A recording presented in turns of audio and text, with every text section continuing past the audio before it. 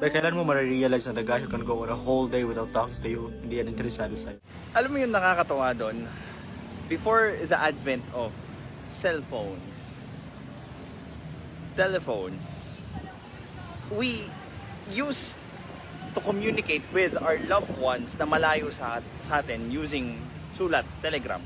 And that snail mail usually comes best na yung days, weeks, minsan nga buwan pa. So, bakit nung mga panahon na wala naman tayong means para, kausapin araw-araw yung mga mahal natin sa buhay, we get to be okay with a letter once a month, once a week, and so on and so forth. This is Pinoy Extreme, and tatalakayin natin ngayon yung ginawang changes ng mga Gen Zs, yung bagong mindset ng mga nasa relasyon ngayon. Kaya napupudpod, na-burnout yung kani-kanilang partners when it comes to relationship. Let's do this. This is Pinoy Extreme. Sino-check mo pa phone mo every 10 minutes, hindi yan magme-message. Akala ko ba want mo ng love na reassuring? Bakit ka nagsasettle sa ganyan? Baka ma-excite ka pa and reply immediately pag mag-notify yung phone mo. Now, totoo na maraming gumagawa ng ganito, lalo na yung mga kabataan when it comes to their relationship, because they think that reassuring them, lalo na sa kung ano man yung nararamdaman nila, is the way on how to handle yung sudden burst of emotions ng kanya-kanyang partner or even in the individual side.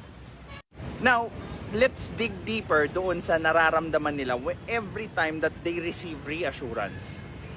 Yung mga hormones sa katawan nila, especially happy hormones, dopamine, serotonin, so on and so forth, usually are pumped when we feel that we are loved. And dahil nga na-associate natin yung pagiging loved sa pagre-reassure sa kanya-kanya nating mga partner, sinasanay natin yung mga mahal natin sa buhay to receive that kind of reassurance kapalit ng sarili nating resources, kumbaga. Now, what do I mean by resources? Yung resources mo na pasensya, unti-unti siyang nababawasan because yung pagre-reassure is somewhat tedious. And imagine, pag pagod ka pa sa trabaho or may kailangan kang gawin and you need to tend to your partner's feeling just to reassure them, of course, kakain din yan ng energy. 'Di ba? Kakain yan ng mental health capacity natin, ng energy natin para mag-isip kung anong magandang ipang-comfort sa mga partner natin. And as we go along, traverse through years and years and years together, the need to be reassured, lumalalim ng lumalalim. Yung feelings ng partner natin is nasasanay doon sa rush ng dopamine every time na sinusuyo tayo. Kaya ang nangyayari, they are wanting for more.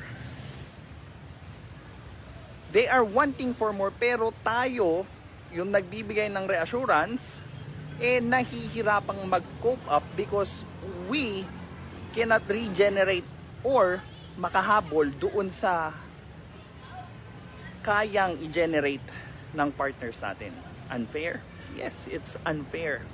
Now, the reason why it's unfair, it's because imbis na ma-appreciate ng partner natin yung ginagawa natin sa kanila, they get to be entitled doon sa pagsuyo sa mga feelings nila, sa mga worries nila, sa mga anxiety nila, na sila na lang nang sila yung nagke-create.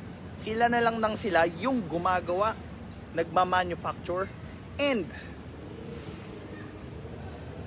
hanggang sa maging bottomless pit na siya na sinusubukang punuin ng partner nyo.